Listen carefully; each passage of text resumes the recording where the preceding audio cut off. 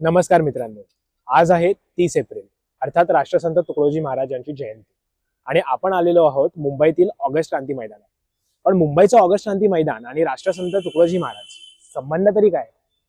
तर मित्रांनो, पुरेपूर संबंध आहे. करा किंवा मराची घोषणा देत चले जाऊ आंदोलनाची सुरुवात इकडे झाली आणि त्याचबरोबर महाराष्ट्राच्या विविध गावांमध्ये देखील स्वातंत्र्य संग्रामासाठी लोक पेटून उठले. याच वेळी राष्ट्रसंत तुकडोजी महाराजांनी झाड़ झड़ूले शस्त्र बनेंगे, भक्त बनेगी सेना, पत्थर सारे बॉम्ब बनेंगे, नाव लगेगी किनारे, जाग उठो बालवीरो, अब तुम्हारी बारी है, हे भजन म्हणत गावातील लोकांना स्वातंत्र्य संग्रामासाठी प्रोत्साहित केले.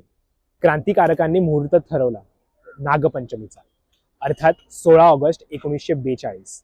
या दिवशी सकाळी हातात तिरंगा घेऊन देशभक्तीच्या घोषणा देत प्रभात फेरी अभ्यंकर मैदानाकडे निघाली. अभ्यंकर मैदानावर पोचल्यावर ब्रिटिश सैनिकांनी 12 क्रांतिकारकांना अटक केली आणि पूर्ण जमाव पेटून उठला. या जमावाने 4 ब्रिटिश अधिकाऱ्यांना डाक बंगल्यामध्ये कोंडलं आणि डाक बंगला पेटून लावला. यामुळे हे 4 ब्रिटिश अधिकारी बंगल्यात ठार पडले आणि इतर सर्व ब्रिटिश सैनिक पळून सुटले.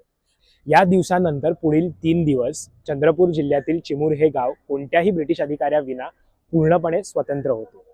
मित्रांनो, स्वातंत्र्यपूर्व काळात काही क्रांतिकारक एखाद्या इमारतीवरून ब्रिटिशांचा लावलेला युनियन जॅक खाली काढतात आणि आपल्या भारताचा तिरंगा झेंडा फडकवतात.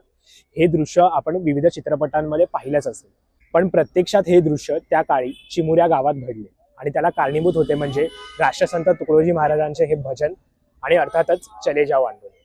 राष्ट्रसंत तुकडोजी महाराजांना त्यांच्या जयंती दिनी अक्षरधर्मी समूहातर्फे विनम्र अभिवादन.